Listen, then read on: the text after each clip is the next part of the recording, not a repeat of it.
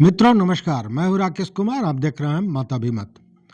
मित्रों, शिक्षकों को के तबादले को लेकर या यूं कहें कि शिक्षकों के मैटर को लेकर आज दो तीन महत्वपूर्ण चीज़ें हुई हैं।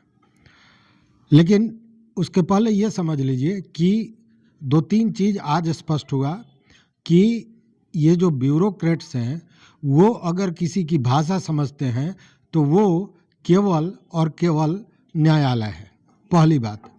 दूसरी बात कि जब न्यायालय का डंडा पड़ता है उसके बाद सरकार कैसे यू टर्न लेती है, यह भी आज बात समझ में आ गई। मामला क्या था सो समझिए।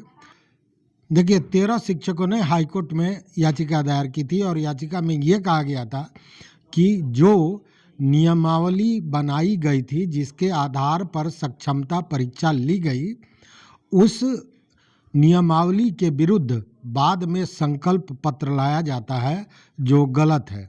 और वह भी संकल्प पत्र कब लाया गया, जब सक्षमता परीक्षा की पूरी प्रक्रिया पूरी हो गई, जो शिक्षकों को जिला आवंटित किया गया था वहाँ उस जिले में जाकर शिक्षकों ने कागजातों का सत्यापन करा लिया, और उसके बाद जब पोस्टिंग की बात आती है तब यह संकल्प पत्र आता है और ये कहा जाता है कि तबादले की नीति में परिवर्तन किया गया है, अब नया तबादला नीति लाया गया है, उसी के आधार पर शिक्षकों का तबादला होगा।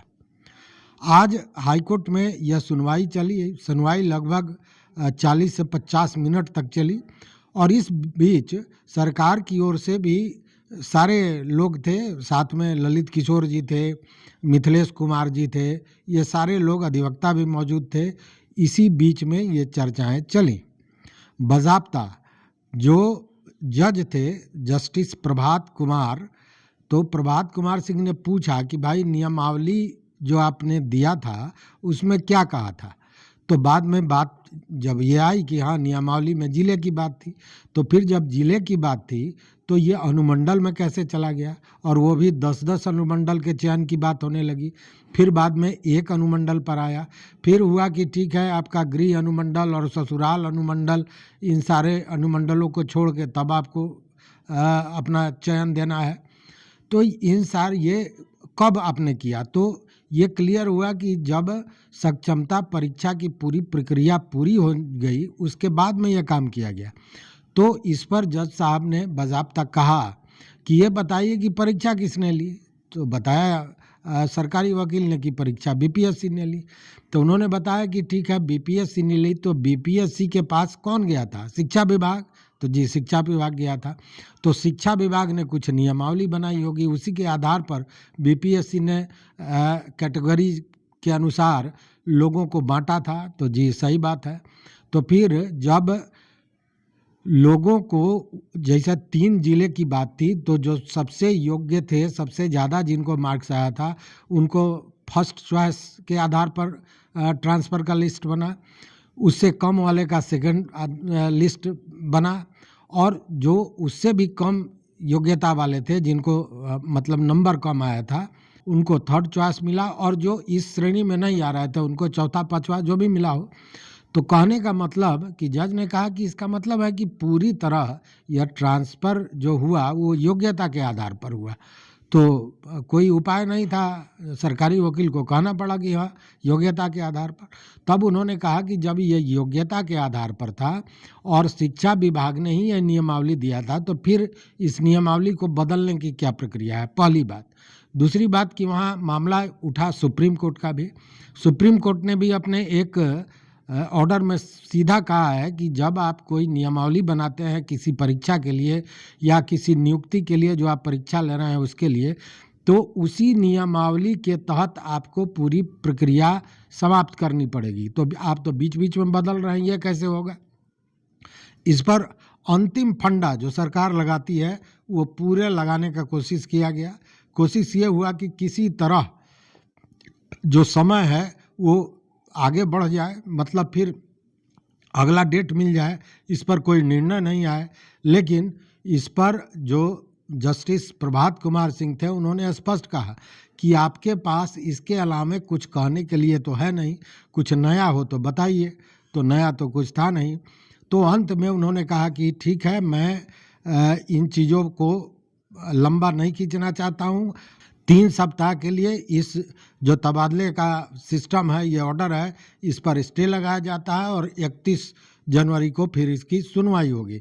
मतलब तत्काल प्रभाव से स्टे लगा दिया गया। ये घटना आज ही की है और जैसे ही स्टे की बात हुई, अभी तो कोर्ट चल ही रहा था और कोर्ट की स्थिति को जैसे ही समझा शिक्षा विभाग ने कि शिक्षा मंत्री ने आनन फानन में एक प्रेस कॉन्फ्रेंस बुला लिया बहुत तेजी में, और उस प्रेस कॉन्फ्रेंस में बाज़ाब्ता शिक्षा मंत्री ने ये कहा कि देखिए कितना होशियारी से अब जो ये बंदूक है ये मुख्यमंत्री नीतीश कुमार के कंधे पर डाल के किस तरह चलाया गया, यह भी स्पष्ट समझने वाली बात है। शिक्षा मंत्री ने कहा कि इस मैटर को लेकर कल बात हुई थी माननीय मुख्यमंत्री से और मुख्यमंत्री ने कहा कि नहीं, इसको थोड़ा सरल बनाना चाहिए, लोगों को इसका लाभ मिले इस तरह का बनाना चाहिए। और इनसे बात होने के बाद जो उन्होंने जो कहा मुख्यमंत्री ने कि उदार रखने की ज़रूरत है इन नियमों को, उसके आधार पर यह फैसला लिया गया है कि तत्काल प्रभाव से ये ट्रांसफ़र पोस्टिंग जो है उसको अभी स्थगित रखा जाएगा।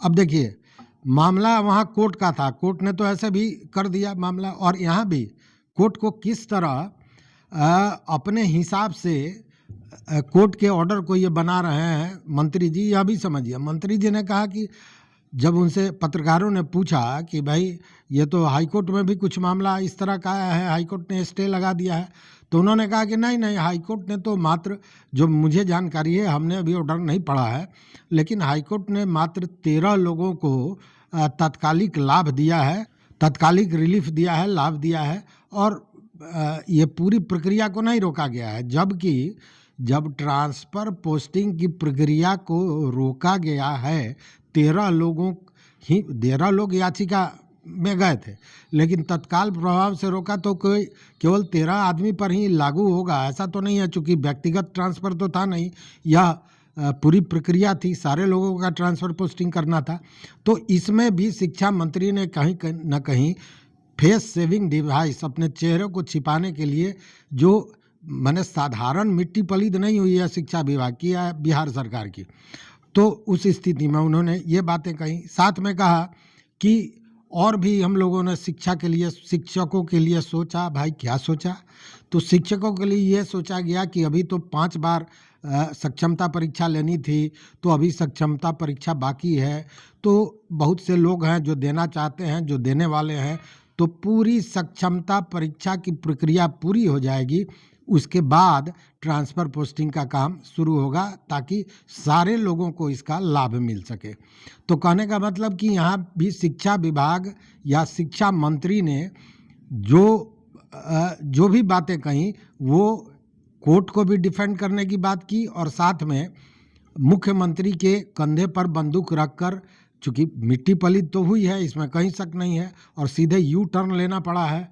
शिक्षकों की जो लड़ाई थी वो रंग लाई, और वो भी रंग लाई तब जब कोर्ट का डंडा पड़ा। अगर कोर्ट ये शिक्षक नहीं गए होते तो शायद इतनी जल्दी ये चीज़ें नहीं होती, और फिर पिछले दफ़ा आपको याद होगा शिक्षकों का जो आंदोलन हुआ था, लाठियाँ चलीं, वाटर कैन चला, सब कुछ हुआ, लेकिन स्थिति कुछ स्पष्ट होकर सामने नहीं आई थी, तो वही स्थिति बनी हुई है। अच्छा, आज कोर्ट में तो यह भी पूछा जज ने कि पिछली बार भी तो जब ये मामला आया था तो हाई कोर्ट में ये मामला आया था, तो बताया गया कि हाँ आया था, तो उस समय आप लोगों ने क्या कहा था? तो उस समय बिहार सरकार ने कहा था कि स्वैच्छिक जो ट्रांसफ़र होगा वो दिया जाएगा। तो ये भी यहाँ भी बिहार सरकार या शिक्षा विभाग ने जो एफिडेविट दिया था वो काम आ गया, या यूँ कहे कि वो उनके गली की हड्डी बन गई। पिछले बार आपने कहा कि स्वैच्छिक देंगे, अब मन मुताबिक भेज रहे हैं। इसके पहले नियमावली में आपने 3 जिले का ऑप्शन दिया, उसके बाद 10 अनुमंडल का ऑप्शन दिया। मतलब मिला जुलाकर कहीं एक प्लेटफॉर्म पे शिक्षा विभाग नहीं रहा है, और यही कारण है कि उनको मुंह की खानी पड़ी है। और अब ये कहा जा रहा है कि मुख्यमंत्री ने चूँकि कहा है कि उदार होकर ये सारी चीज़ों को देखना है, इसलिए अभी तत्काल प्रभाव से जो ट्रांसफ़र पोस्टिंग का मामला है इसको रोका गया है। सक्षमता परीक्षा में सारे लोग भाग ले लेंगे, पाँचों परीक्षा हो जाएगी, वो प्रक्रिया पूरी हो जाएगी उसके बाद। लेकिन सबसे बड़ी बात कि तत्काल जो जहाँ है वहीं पर नियुक्त होगा। वो 1,14,000 शिक्षक जिनको पूरी तरह क्लीन चिट मिल गया है, जिन्होंने अपने कागजातों का सत्यापन करा लिया और वो सही पाए गए, वो वहीं रहेंगे, वहीं अपनी ज्वाइनिंग देंगे जहाँ वो हैं। तो ये एक बहुत बड़ी बात है जो शिक्षा मंत्री ने कहा। इसलिए कहा कि जब ट्रांसफ़र पोस्टिंग रुक गया है तो दूसरा उपाय क्या है? कोई उपाय नहीं है। और शिक्षा मंत्री का कहना है कि इन्हीं कारणों से इसको रोका गया है। लेकिन इसके पीछे जान लीजिए एक और बहुत बड़ा मामला है, लेकिन वो बताएंगे। उसके पूर्व ये कहानी जो शिक्षा मंत्री ने जो कहा है प्रेस कॉन्फ्रेंस में, इसको देख लीजिए। कि बहुत ये संक्षिप्त प्रेस कॉन्फ्रेंस हम लोगों ने बुलाया है। इसकी वजह है कि बहुत से शिक्षकों ने, शिक्षिकाओं ने और शिक्षक संगठनों ने जो हमारी ट्रांसफ़र नीति है, जो पॉलिसी हम लोगों ने लाया, काफ़ी सोच विचार के और उदार भी है, उसके संबंध में कुछ उनके मन में बातें थी, रिजर्वेशंस थे। तो उन पर सहानुभूतिपूर्वक विचार करते हुए माननीय मुख्यमंत्री जी से विचार विमर्श करके, पदाधिकारियों से विचार विमर्श करने के बाद, उनसे विचार विमर्श करके हम लोगों ने एक निर्णय लिया है कि जो ट्रांसफ़र नीति है, स्थानांतरण नीति है, उस पर हम लोग तत्काल स्थगित रखेंगे। दूसरी चीज़ कि जो सारी सक्षमता परीक्षाएं हैं वो सब पूरी हो जाएंगी, जो 5 चांस दिए जा रहे हैं। तो उसके बाद कम से कम सभी को एक मौका मिलेगा, क्योंकि अभी करने से जो लोग सक्षमता परीक्षा दे रहे हैं या देने वाले हैं, तो उनके साथ थोड़ा एक तरह से उनको उतना फेयर नहीं होगा उनके लिए। इसलिए हम लोगों ने सहानुभूतिपूर्वक सभी पहलुओं पर विचार करके सोचा है कि ये जो सक्षमताएं परीक्षाएं हो जाएंगी और जो नीति है उसमें आवश्यकता अनुसार हम लोग कुछ बदलाव भी कर सकते हैं। लेकिन जो प्रक्रिया है इम्तहान की वो चलेगी, सक्षमता परीक्षा की। दूसरे जो नियुक्ति हैं वो पूरे राज्य में 1,14,000 से ज़्यादा जो काउंसलिंग में बिल्कुल हर तरीके से सही पाए गए हैं, उनकी नियुक्ति भी कल होगी। लेकिन जो ट्रांसफ़र पॉलिसी है तत्काल हम लोग उसको स्थगित रखे हुए हैं, उस पर पुनः विचार भी कर रहे हैं और आवश्यकता हुई तो हम लोग कुछ उसमें संशोधन भी करेंगे। लेकिन उसको जैसा कि पूर्व में हमने कहा है कि माननीय मुख्यमंत्री ने भी उसको उदार रखने के निर्देश दिए हैं और हम लोग भी उसको उदार रखेंगे। और सोच विचार करने के बाद वो लोग फिर उसमें जो लोग नियुक्त होंगे और सरकारी सेवक होंगे, वो लोग जहाँ पर हैं वहीं पर तत्काल रूप से अपना ज्वाइनिंग देंगे। उसके बाद एक साथ जो सभी शिक्षक अपना ऑप्शंस देंगे, जो हम लोग नया वेबसाइट, हम लोग जो नया उसमें तरीके से उसको फिर लाएंगे। और हमें उम्मीद है कि उसके बाद पूर्णतः अभी काफ़ी लोग संतुष्ट हैं, लेकिन और अधिक लोग संतुष्ट होंगे। लेकिन जो लोग को मौका शुरू में नहीं मिलता क्योंकि अभी उनको सक्षमता परीक्षा देनी बाकी है, तो उनके साथ भी हम लोग फेयर रहेंगे। तो इन्हीं कारणों से तत्काल रूप से हम लोगों ने उस पर स्थगित करने का विचार किया है। देखिए, जहाँ तक हमें पता है, हमने कोर्ट के ऑर्डर को नहीं पढ़ा है, लेकिन मुझे बताया गया कि वो उसमें जो पेटिशनर्स थे कुछ, उनको कुछ रिलीफ दी गई है। लेकिन पूरी तरह ट्रांसफ़र नीति पर या नियुक्ति पर इस तरह की कोई कोर्ट का आदेश नहीं है जो मुझे बताया गया। लेकिन पूर्णतः कोई रोक नहीं है किसी भी तरह की। उनको कुछ पेटिशनर्स को कुछ रिलीफ दिए गए हैं, तो उसको पढ़ के हम लोग जो कोर्ट का आदेश है जो हम लोग को जवाब देना होगा देंगे। लेकिन ये निर्णय तो हम लोगों ने कल से ही विचार किया था और सुबह ही इस पर हम लोगों ने निर्णय ले लिया था। तो ये नीति नहीं बनेगी कि अब जो बनी हुई है इसमें कुछ चेंजेस होंगे?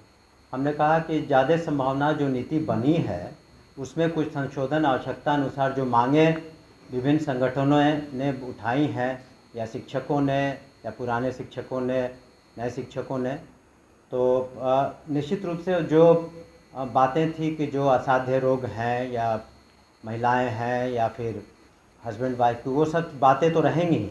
इसके अतिरिक्त भी अगर कोई आवश्यकता हुई, हम लोग समझते हैं कि पठन पाठन में और कितनी सहूलियत शिक्षकों को हो सके, तो वो हम लोग देंगे। तो सुना आपने शिक्षा मंत्री ने कहा क्या कहा, लेकिन इसके पीछे एक और बहुत बड़ा कारण है। उस कारण को भी समझिए। कल 20 तारीख है और कल 20 तारीख को ही मुख्यमंत्री द्वारा नियुक्ति पत्र वितरण समारोह होना है। अब ये आनन फानन में जो बैठक की गई है या प्रेस कॉन्फ्रेंस किया गया है, इसके पीछे यह भी एक बड़ा कारण है। मैं पिछले वीडियो में भी बताया था कि शिक्षा विभाग में हड़कंप मचा हुआ है कि शिक्षक विरोध कर रहे हैं, कह रहे हैं कि हम नियुक्ति पत्र नहीं लेंगे। वैसे में अगर ये कार्यक्रम विफल हो गया तो शिक्षा मंत्री सहित शिक्षा विभाग की स्थिति खराब हो जाएगी। मुख्यमंत्री पूरा क्लास लेंगे उन लोगों का। इस स्थिति में यह कार्यक्रम हो, इसकी भी व्यवस्था करनी थी और इसीलिए इतनी उदारता, पता नहीं कहाँ से, जैसे ऊपर वाले ने एकाएक चक्षु खोल दिया हो, ज्ञान चक्षु खोल दिया हो, ज्ञान की आंखें खुल गईं और शिक्षा मंत्री आकर और इस तरह की बात कर दिए कि ट्रांसफ़र पोस्टिंग भी बंद रहेगा और जो सुविधाएं मतलब कि विकलांगों के लिए जो सुविधा दी गई थी, ज़्यादा बीमार लोगों के लिए दी गई थी, पति पत्नी के लिए दी गई थी, वो तो रहेगा ही। उसके अलावा भी जो चीज़ें होंगी उनको टिक किया जाएगा और साथ में ये कहा गया कि जो जहाँ है वहीं रहेंगे। उसके पीछे सबसे बड़ा कारण ये था कि कल कार्यक्रम होना है और यह कार्यक्रम कैसे सफल हो यह करना था। तो दो चीज़ें जो मैंने बताई, एक तो हाईकोर्ट का डंडा और दूसरा मुख्यमंत्री का जो कार्यक्रम था, इसको लेकर इतनी तेजी आई है शिक्षा विभाग में। और शिक्षा मंत्री जो बोलने से कतराते हैं वो आनन फानन में आधे घंटे के अंदर में बुलाकर प्रेस कॉन्फ्रेंस करते हैं। अब तो ये बात रही। अब दूसरी बात देखिए, कल हमारे सम्मानित पत्रकार हैं संतोष जी, तो संतोष जी ने नीरज जी जो जदयू के प्रवक्ता है उनका इंटरव्यू किया था। और देखिए राजनीतिज्ञों का खेला क्या होता है ये समझिए। मतलब कि राजनीतिज्ञों के चक्कर में अगर आप रहेंगे तो ये काम कभी नहीं होगा। आपको या तो खुद अपनी लड़ाई लड़नी होगी या कोर्ट के से कानूनी लड़ाई लड़नी होगी। क्योंकि कल कितने आराम से वो कह रहे थे कि सारी चीज़ें गलत हैं, ऐच्छिक स्थानांतरण होनी चाहिए। साथ में उन्होंने कहा कि जो अधिसूचना 2460 है दिनांक 6/12/23 का, इसमें अनुमंडल का जिक्र भी नहीं हुआ था, तो फिर अनुमंडल कैसे आ गया। जो शिक्षा विभाग ने अपनी अधिसूचना दी थी उसकी चर्चा नीरज जी कर रहे थे। साथ में उन्होंने कहा कि 5 साल में तबादले की बात भी उसमें नहीं थी। दूसरी बात कि ये जो संकल्प पत्र और अधिसूचना लाया गया है, यह जो निदेशक के अधिकार के बाहर का चीज़ है और संवैधानिक है। सत्ता में रहने वाले नीतीश कुमार के सबसे करीबी माने जाने वाले नीरज कुमार ने ये एक बार भी नहीं कहा कि इसको लेकर वो मुख्यमंत्री से बात करेंगे, उनको कन्विंस करने की कोशिश करेंगे। तो वो क्या हुए, तो वो भगत सिंह और चंद्रशेखर आज़ाद बन गए एकाएक। उन्होंने कहा कि सदन आने वाला है, हम लोग 12 लोग हैं, विपक्षी भी हैं, हम लोग दलीय राजनीति से ऊपर उठकर इसकी लड़ाई लड़ेंगे। अरे भैया, लड़ाई आप तो इतने दिनों से लड़ रहे थे, पहली बात। दूसरी बात कि ये तबादले की कहानी आज से तो शुरू नहीं हुई, बहुत पहले से चल रही थी। इस बीच में आपने क्या किया? कुछ नहीं किया। केवल जो कोई पत्रकार चला गया उसके सामने आप कुछ बयान दे दिए और बयान भी केवल भरमाने वाला। अगर इन लोगों से होने वाला होता तो बताइए, सदन में मुख्यमंत्री ने समय, स्कूल के समय को लेकर घोषणा की थी, आज तक पूरा हुआ? तो तो जब एक घोषणा जो सही था, जो व्यवहारिक था, उसको ये पूरा नहीं करा पाए और अब पूरी शिक्षकों की लड़ाई नीरज जी जैसे राजनीतिज्ञ, जो धुरंधर राजनीतिज्ञ हैं, केवल राजनीति ही करते हैं, वो इस शिक्षक तबादले में और शिक्षक का जो मैटर है इसमें भी केवल राजनीति ही कर रहे हैं, करने वाले कुछ नहीं है। यह बात तो स्पष्ट है, क्योंकि उनकी बात से ही ये लगा। उन्होंने कहा कि पार्टी स्तर से ऊपर उठकर हम सदन में लड़ाई लड़ेंगे, 12 विधानमंडल के जो सदस्य हैं किसी भी पार्टी के हैं, सब हम लोग एक हैं। भाई आप सब एक हैं, लेकिन कर क्या रहे हैं? किया तो कुछ नहीं। ये आज की लड़ाई तो है नहीं ना, बहुत पुरानी लड़ाई चल रही है। लेकिन इसमें जब आप एक मुख्यमंत्री द्वारा कहा गया चीज भी पूरा नहीं कर सकते हैं, तो किस आधार पर आप लड़ाई की बात कर रहे हैं? अगर उस लड़ाई के भरोसे शिक्षक रहते तो शिक्षक की स्थिति खराब हो जाती। लेकिन यह तो सद्बुद्धि है। हालांकि एक नहीं, कई मामले अभी हाईकोर्ट में हैं, लेकिन यह 13 जो शिक्षक गण गए थे, इन लोगों का संयोग की बात है कि आज मंगल था, हनुमान जी का दिन था और मंगल ही मंगल हो गया शिक्षकों का, और ये सारी स्थितियां अभी रुक गई हैं। और उसके पीछे कारण एक तो जो मैंने कहा न्यायालय का डंडा, और दूसरा मुख्यमंत्री का जो कल कार्यक्रम था उसको किसी तरह कर लिया जाए। इसीलिए ये बात हुई कि जो 1,14,000 शिक्षक हैं उनको नियुक्ति पत्र दिया जाएगा और वो जहां हैं वहीं पर अपना योगदान देंगे, वहीं पे अपनी ज्वाइनिंग करेंगे।